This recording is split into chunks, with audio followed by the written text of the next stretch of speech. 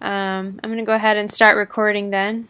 And um, so bear with me. This is my first time interviewing someone in this way being recorded. So this is really exciting for me.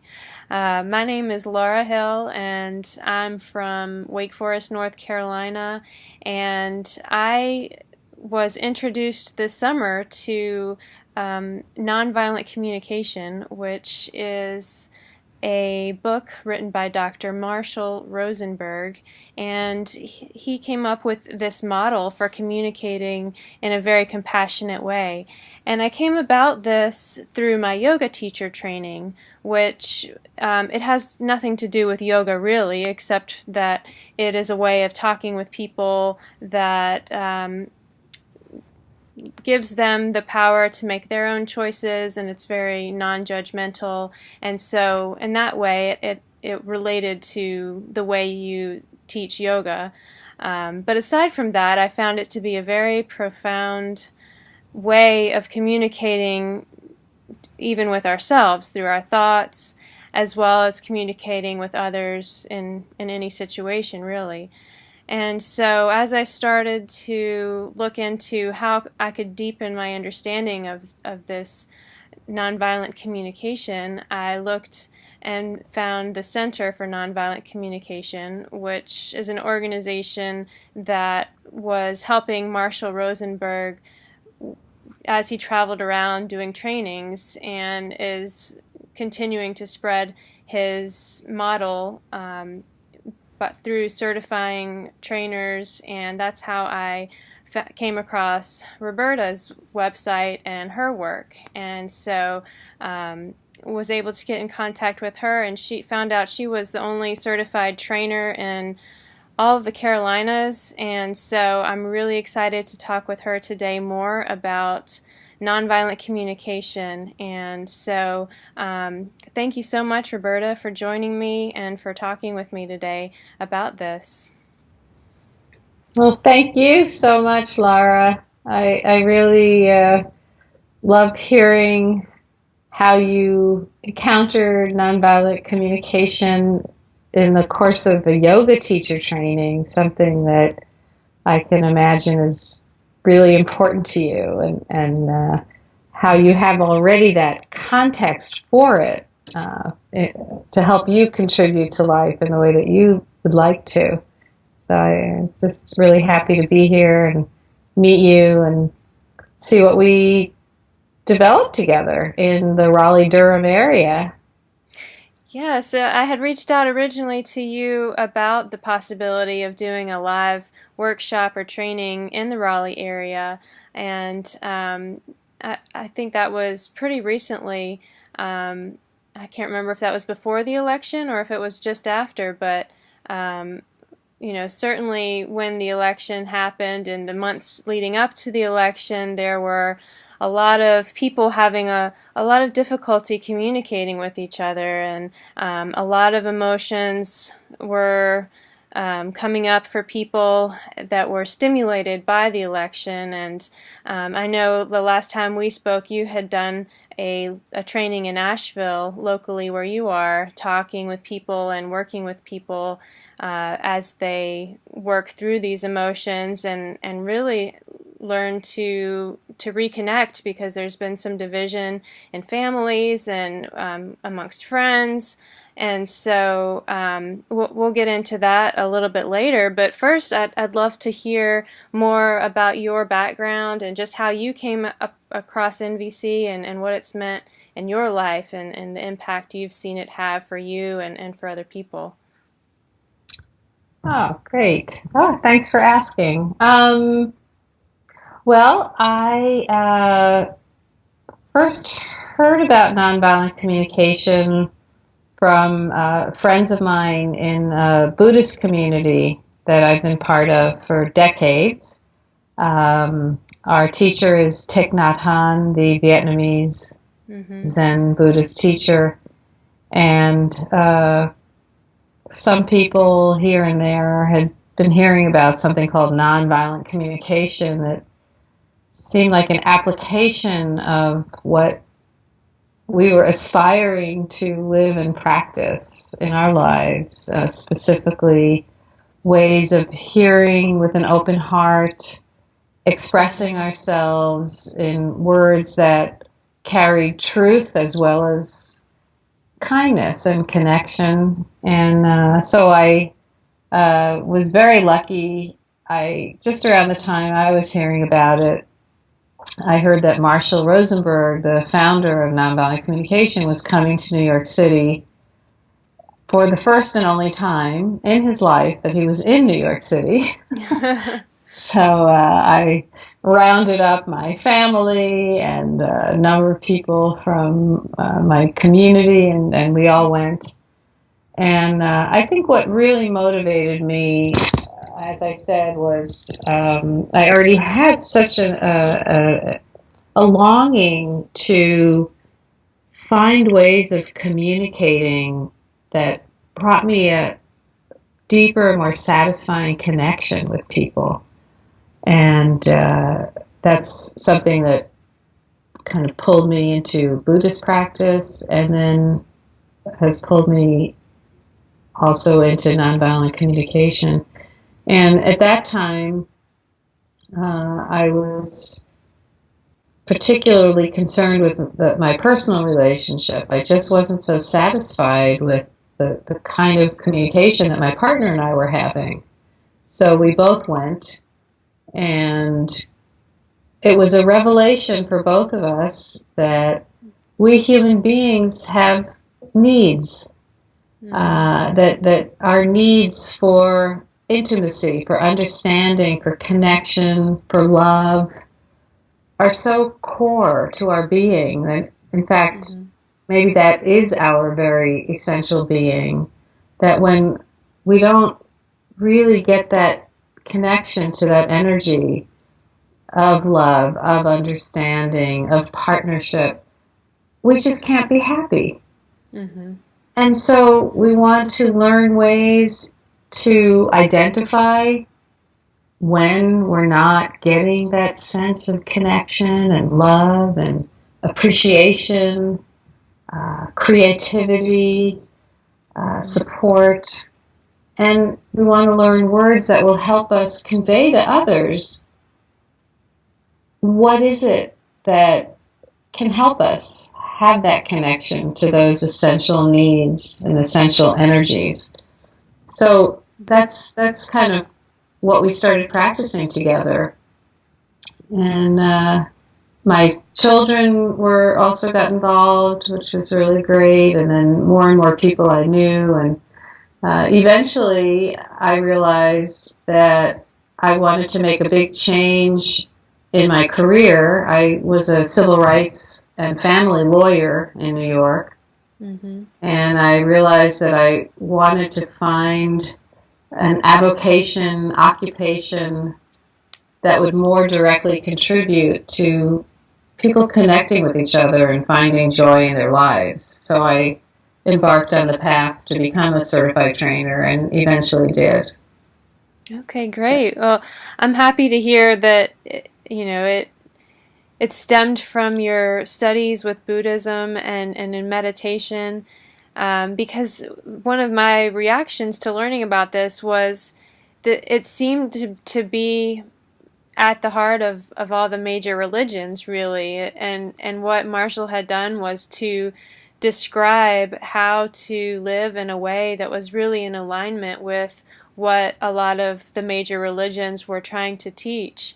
About, I immediately thought of Jesus and the Bible verse about not judging other people, and which I had always heard growing up. I grew up in a Christian faith, but people don't really tell you or explain to you how is it that you go about talking to people without judging them. And one of the things that was so interesting to me about nonviolent communication and the way that Marshall presented it was that a lot of judgment is just built into our language, and so a lot of us are just naturally using these phrases in our language that they have judgment built into them, and so we're judging without even knowing that we're judging people just because it feels normal and natural to say certain things and to think certain things because we're surrounded by a language that almost has it built in. And so that was a really big breakthrough for me to just to see that and think, wow, no wonder it's hard to incorporate certain aspects of that all the major religions are asking us to do. It's so subtle. It's, we're surrounded by it in our language, and so that was a huge shift for me to just see that. And so yeah, the election, I think, bringing back to the election, that really highlighted a lot of that for me, especially on social media. I don't know if you were active on Facebook at the time, or observing other people's comments and things, but all of these kinds of concepts were like really highlighted, and it was really interesting to me to watch and observe how people were reacting and communicating, and having just learned about nonviolent communication in the spring, and really I feel like almost like a baby giraffe, as Marshall says. I'm still really new to it and still learning it, but the election came, and it was like, before the election, I really wanted to spread these kind of ideas to other people and share it. And then after the election, I was like, I have to share this because it is so needed. And so I'd love to hear some about your workshop that you had in Asheville pretty soon after the election, where you found that was what people were really needing to talk about. Yeah. And just to say, I'm so with you, Lara. My experience of what's happened before, during, and since the election is really similar to yours. Just feeling, I think, discouraged, confused, even a bit distraught about this gulf and the way people are not talking to each other, talking at each other. And when that's what's going on, it's hard to imagine that we will ever move forward as a country, or as a family, or whoever it is that we're having these divides with. So what I did at the workshop, and I would encourage everyone to try this, is before the workshop, I went online and I copied and pasted a number of sentences, comments that had been made by Donald Trump and Hillary Clinton. Mm-hmm. And my intention at the workshop, as I explained to people, was to go through some of them and read them out loud. And then all of us see if we could imagine what were the basic human needs that the person who made those comments were trying to meet. Because one of the basic principles of nonviolent communication is that all actions, all of our words, are attempts to meet universal life needs. That when someone is saying something to you that could be just excruciatingly painful for you to hear, if we can work back to remembering, well, they're saying something that's important to them about their life. And if we can connect on the level of what is it that's important to them in their life, that's when we start to have the possibility of real conversation, of real connection. So I started off the evening reading a quote from Donald Trump, where he said, or was quoted as saying, that climate change is a hoax. And I started out with that because the host for the evening was Transitions Asheville, which is an organization that's very concerned with sustainability and climate change issues. Mm-hmm. And I thought, well, let's just jump right in. Yeah. And there was a lot of energy in the room at first to not connect so much with Donald Trump, but rather with the people who were voting for him, our families, our friends, our neighbors. So Mm-hmm. we talked about why would people vote for the person who said that. And there was so much willingness among people in the room to try and connect with the basic human needs and energy of people who voted that way.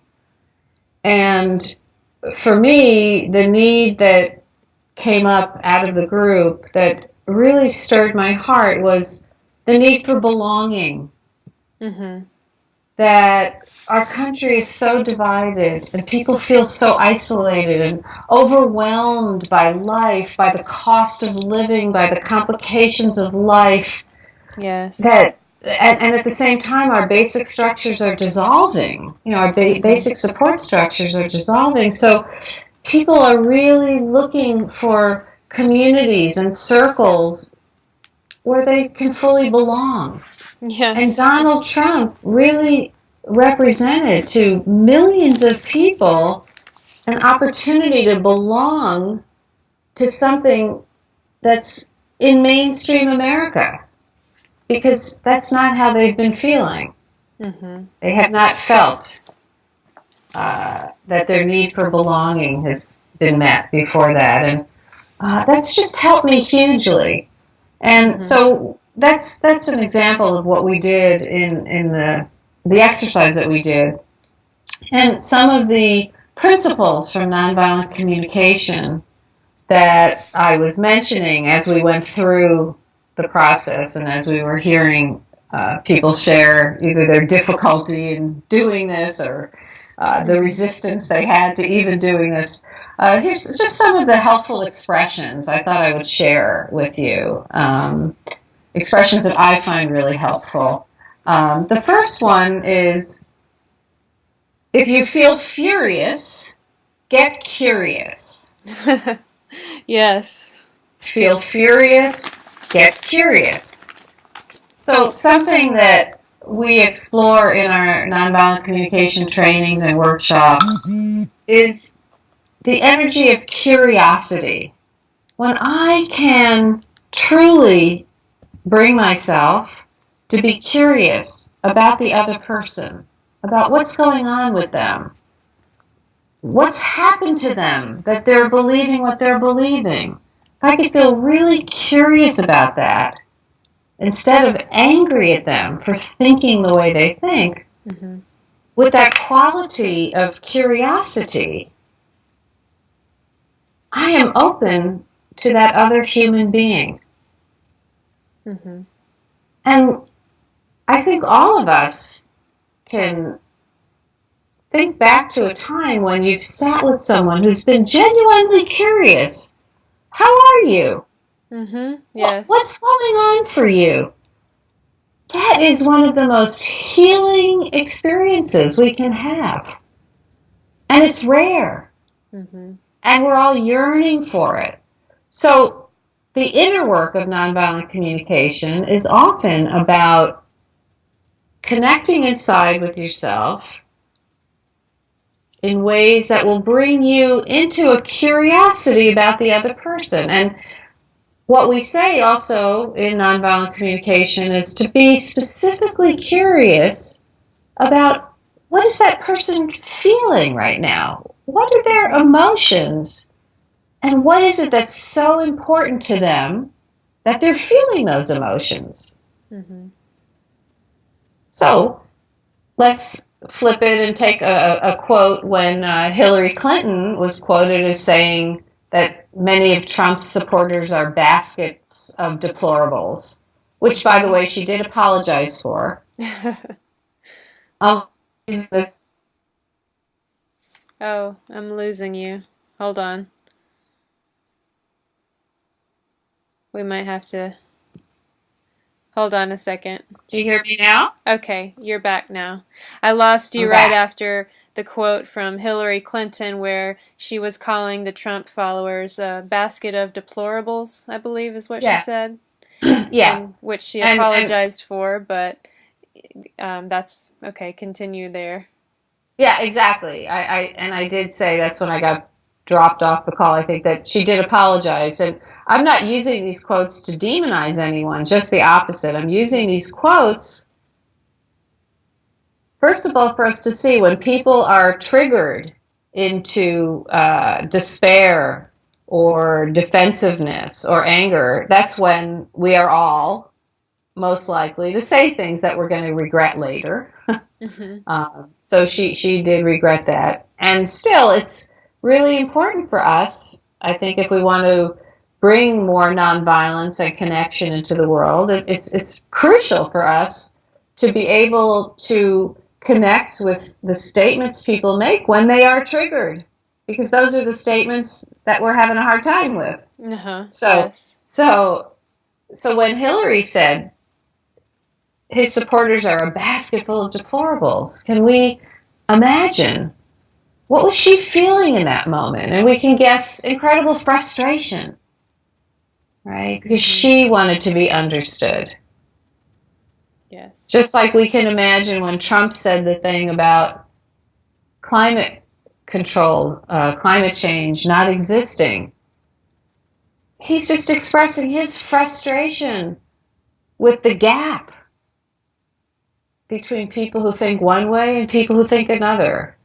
Maybe he's expressing his frustration with statements of self-appointed experts, which we all feel frustrated with. So, and this isn't about approving or disapproving of what other people say. In fact, in nonviolent communication, we try to let go of notions such as approve, disapprove, right, wrong, good, bad. We try to just look at what are the needs that people are trying to meet when they say or do what they say or do.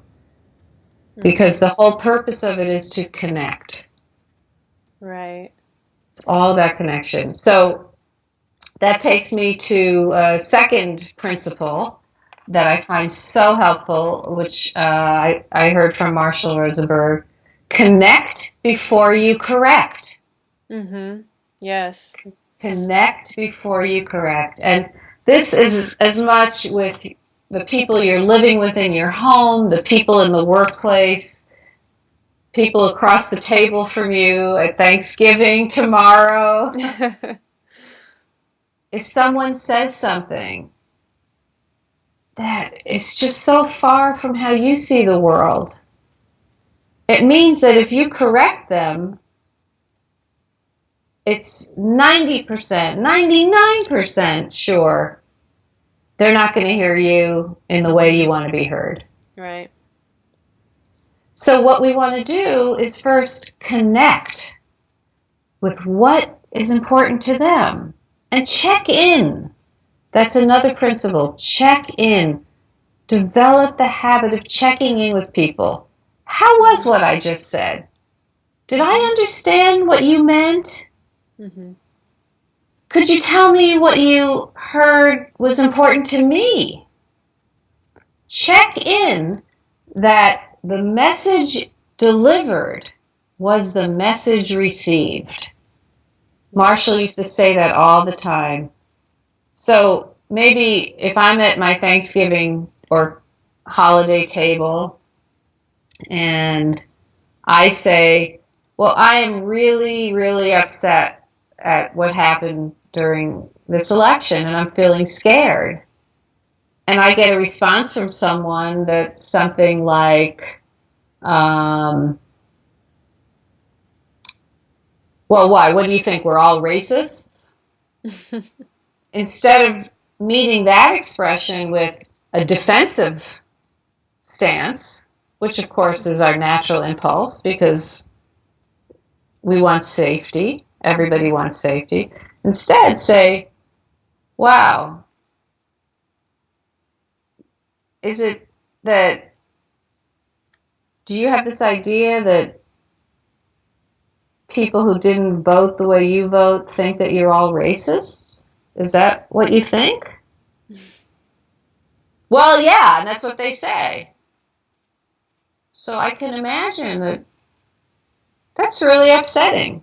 Yeah. If that's how you're experiencing things, that's really upsetting. I wouldn't want people to think I'm a racist just because of the way I voted. Mm-hmm. So I'm connecting. And then I would want to say, so can we just trace back to what I said? I just said I'm scared about what's going on. Can you tell me if you could just hear that? Mm-hmm. Yeah, I hear you're scared. And I'm wondering, do you feel kind of scared too?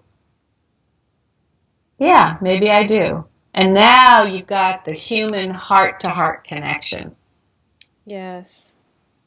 So feel furious, get curious, learn to check in. Was the message you wanted to deliver received? Did they understand you the way you wanted them to understand you? And if they didn't, connect before you correct.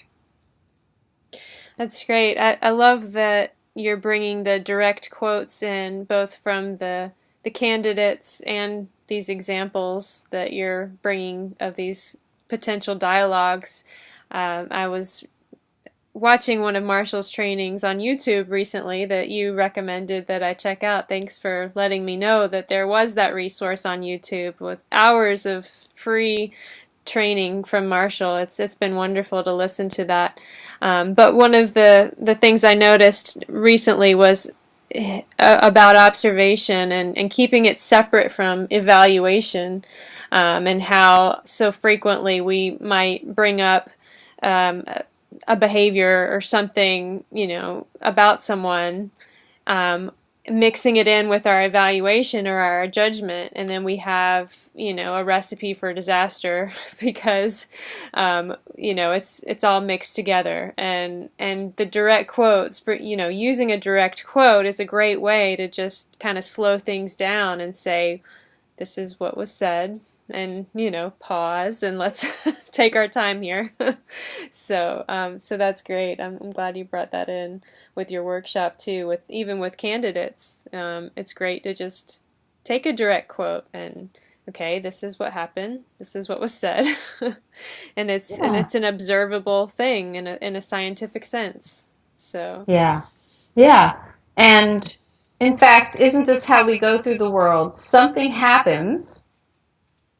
And it unleashes a whole set of experiences for us. And we forget what it was that happened. Yeah. Right? Now we're just caught up in our anger, our depression, our frustration, our confusion. Mm-hmm. And one of the ways that I use this practice that you were just talking about, Lara, of learning to distinguish an observation, what happened, from my reaction to what happened, my judgment, my diagnosis, my analysis. I use this on a daily basis, and the way I use it, and I really recommend this for people going through these holiday times, is as soon as I realize, I'm in some kind of a funk, mm-hmm. Or as soon as I realize my heart's beating fast, mm-hmm. or my stomach is clenched. I really like to make my body my ally in this. Yes. Very important. Yes. And that's why I love integrating actually yoga with nonviolent communication, mm-hmm. because it helps us understand how our body feels expansive and strong. Mm-hmm. And then we can contrast that to when we're agitated. So as soon as we notice that we're agitated or tense, to stop, breathe, and say, okay, how did I get here? What's going on that I'm agitated and tense? And actually start to get in the habit of tracking back to a thought you had, mm-hmm. that triggered the whole thing, or an email that you looked at, because there's always something. Mm-hmm. As Rosanna Dana said, if you know her from Saturday Night Live, there's always something something has happened, either in your head or out there, that's led to you feeling the way you feel. So sometimes I'll realize, oh yeah, oh, it was that email I looked at, or that Facebook post, or that comment, or the way I walked in the house for dinner and that person looked away. Okay? It's very useful to track it to that, because now you have something bite-sized and doable to work on. So let's say you come into a holiday gathering and someone doesn't greet you in the way that you would like to be greeted. And it just throws you off. If you track back to the observation, I walked in the door and Aunt Margaret looked up and then looked down. Wow. And I just felt this tension in my heart, and I feel so just yucky, and now I'm telling myself I should go hide in the bathroom, or, I mean, this is really real stuff, right? Yes. Well, instead of going you might want to go and hide in the bathroom for a few minutes, but the important thing is, what are you doing when you're hiding in the bathroom? Yes. What are you doing? Are you just reinforcing your complete analysis about why Aunt Margaret didn't look at you and getting angrier and angrier? Or are you feeding your story of hopelessness? Or are you saying to yourself, wow, okay, when Aunt Margaret looked up and looked down, that was really painful for me. Oh, gosh, let me understand. What was it that was painful about that for me? Oh, yeah, I didn't answer her email, and maybe I'm worried she's angry at me. Yep. Wow. So feel furious, get curious. I think maybe I'll just go and say, hey, Aunt Margaret, how you doing? Yeah. And you go, and Aunt Margaret looks up, and either she'll say, well, I'm pissed off at you, honey. Or she'll say, I'm great. How are you, honey? Yes. When you can connect to yourself and take sovereignty over your own response, you have such inner strength. There isn't much you cannot withstand. So nonviolent communication is absolutely a path to great empowerment. Great empowerment. I have lots more to say. I'm not sure what else you want me to keep going? Or? Well, I'd like to respond to your example, because I love that you used something as subtle as a facial expression as the example, because I know that, even through my understanding of nonviolent communication, that facial expressions can be violent. Even though we tend to think of violence as hitting someone or worse, a lot of times people think of violence as physical violence. But when you start to really understand about nonviolent communication and how even just your thoughts can be violent, and your facial expressions can hint at emotions that are, maybe people aren't ready to talk about, it's a really great indication of how profound the teaching is. And the other thing I wanted to say about that is that one of my concerns about these holiday gatherings that are going to be taking place with people who have had some kind of argument or had some kind of division or whatever over the election, a lot of them aren't going to know how to talk about it, and they might not.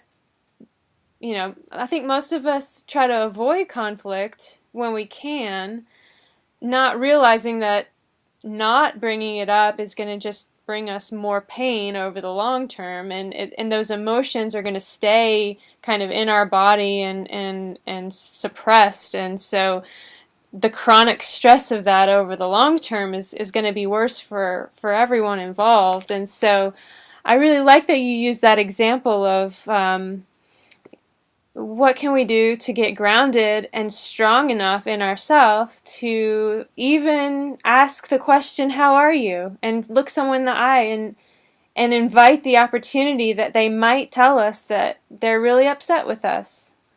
I think that's really important. So I'm glad you used that example.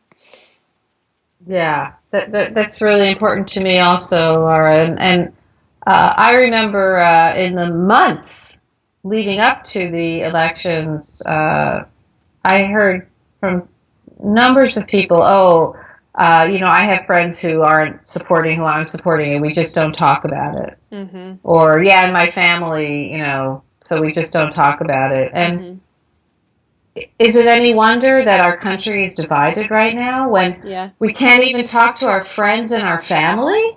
Mm-hmm. Right. So what I would like to encourage people to do is begin to talk Mm-hmm. to your friends and family.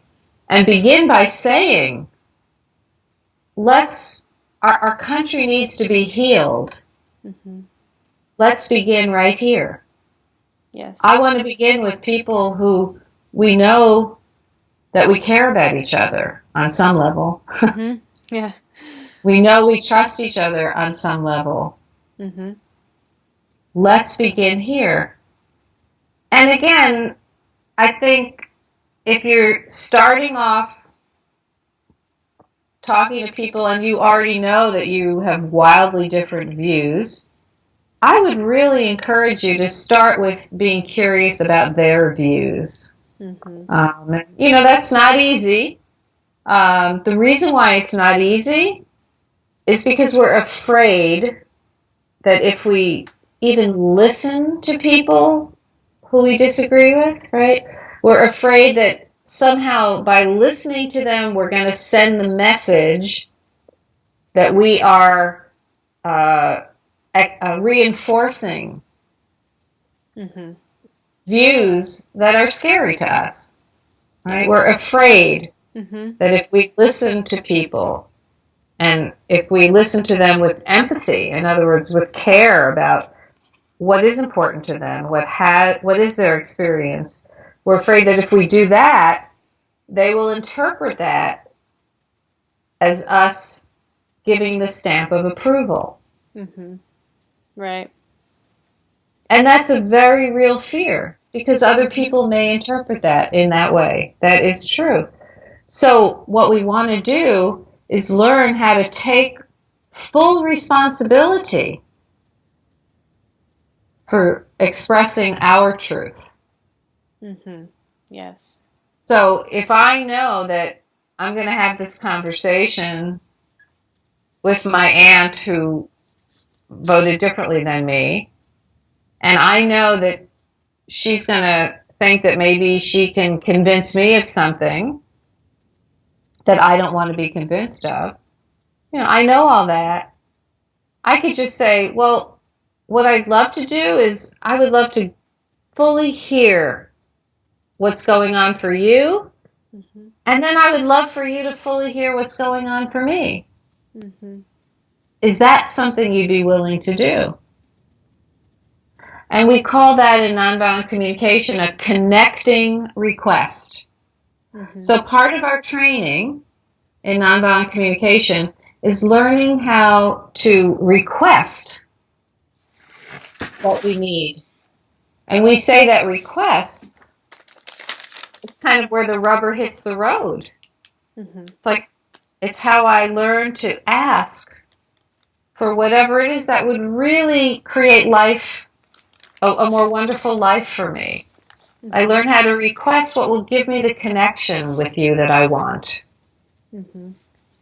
So I want to take responsibility for that. And that's also why I say NVC, nonviolent communication, is so empowering. Because the more I can take responsibility for getting my needs met, the more powerful I am, the less dependent I am on anyone else. Mm-hmm. So I want to be able to go to that table and say to at least one person, if not more, what I would love is for us to really take turns just sharing what's important to us. Mm-hmm. And listening. Just listening and sharing. And I want to make sure you get a turn, and I want to make sure I get a turn. Yes. Can we try that? Can we try that? And if the person says, oh no, I'm overwhelmed, connect with their overwhelm.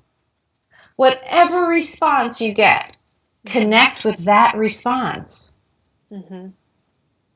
Because you've already put out to the world that you want a hearing too. And you've already reinforced to yourself, I'm going to make sure I get my hearing. Mm-hmm. So it's not so scary to connect with the other person. Mm-hmm. Yeah, I think that's a great way to, as a family, begin to share some of your personal values. If you're able to first connect, I mean, that's the first step. But if you make it past that point, then you can start to maybe have a chance at getting into some of the issues or the values that the election brought up. And I love Marshall's recommendation that we don't go up in our head and try to correct, like you said, connect before you correct.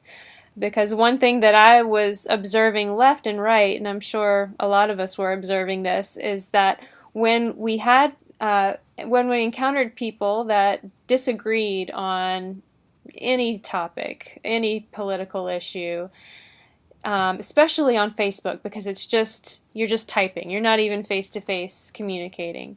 There was this urge to just throw facts and articles and statistics and prove that we were right, and but because there was never that first step of actually connecting with what was alive in that person in that moment, it was pretty much a waste of everyone's time to even try to share information. Yeah. Yeah. Yeah, and I think it's pretty clear this was not an election about information for many, many, many people. It was about belonging. Mm-hmm. It was about being seen. It was about wanting some mutuality, dignity, acceptance. Yes. I think that's what this election was about. And which brings me to maybe a final nonviolent communication principle I'll just share. And it's a lot, but the distinction between our needs, such as belonging, appreciation, being seen, our fundamental core human needs, and the strategies we employ to meet those needs. Mm-hmm. This is a core foundational principle of nonviolent communication that can just completely transform your world. Yes. So we say that conflict does not occur at the level of needs. There's no conflict between my need for belonging and your need for empowerment. Mm-hmm. The conflict only arises when the only way I'm willing to meet my need for belonging is by you agreeing with everything I say. Mm-hmm. And the only way that you are willing to meet your need for empowerment is by preventing me from meeting my needs. Mm-hmm. So those are harmful, violent strategies to meet our needs.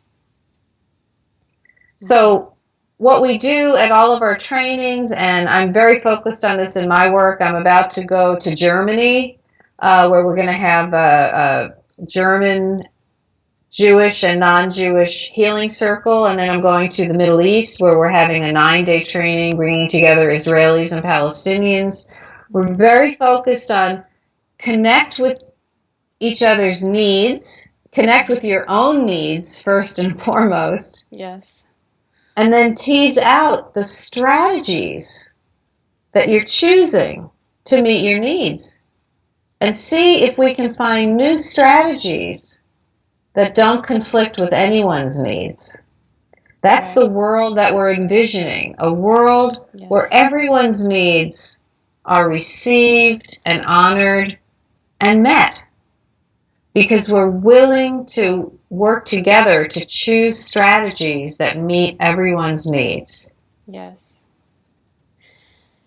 Yes, I have a warm, happy feeling inside just hearing you say that, because absolutely this to me is the first step at creating that world. We create it within ourselves, we create it within our families, and I think the strength grows from there and extends out to the world. And I truly believe that that's what it's going to take, is for each one of us to learn to walk this path, this peaceful, compassionate way of living individually, and get the strength to know ourselves, to be comfortable with our power, to interact with others in a way that's in alignment with that, and be able to support other people who are on the same journey. So I'm just so grateful for the time tonight that you've spent with me, and recording this conversation, and I'm hopeful that it will touch a lot of people's hearts in these hours before a lot of us are going to be interacting with people we don't get to see very often, and we may have some interesting things to talk about this holiday season. And so I don't know if you have any final words. I think you did a great job of introducing some of the concepts of nonviolent communication. Do you have anything else you'd like to add to it? Yeah, I guess I'd like to add that I myself have been working with not-for-profit organizations, schools, parents, spiritual and religious communities, uh, just that what nonviolent communication offers is a consciousness, as you started out in the beginning saying, Lara, a way of thinking about how we language, as well as very specific concrete skills that we can use in every context of life. So I am really looking forward to coming to the Raleigh-Durham area, and I would love to meet people who are involved really in setting policy and influencing what's happening in our state of North Carolina, Yes. as well as meeting with yoga students and parents and church groups. So I hope that everyone has gotten a little bit of an idea from our time today about how this could really apply in every aspect of our daily life, and as well as the organizations and institutions that we're involved in. Okay, great. And I know you're also planning another training in the Asheville area that may be of interest to some people listening. Do you want to mention that?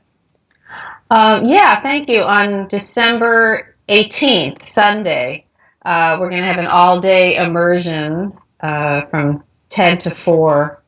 And that is for people who have actually already either taken a training with a trainer in nonviolent communication, or really plunged into Marshall Rosenberg's videos, as Lara has. So that it's really for people who are already trying to put these principles and practices into effect. And you can get the information from my website, which is steps2peace.com. That's STEPS numeral 2.com.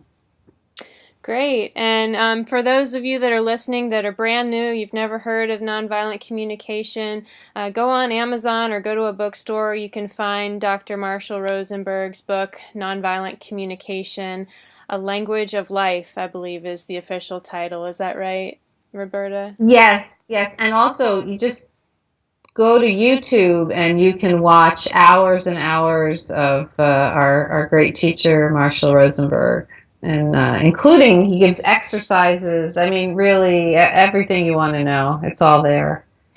Great. Yeah, and that brings up my final point, and that is that this nonviolent communication is it's great to intellectually understand, but really I believe it will take a lot of practice for all of us to be able to really incorporate it into our lives.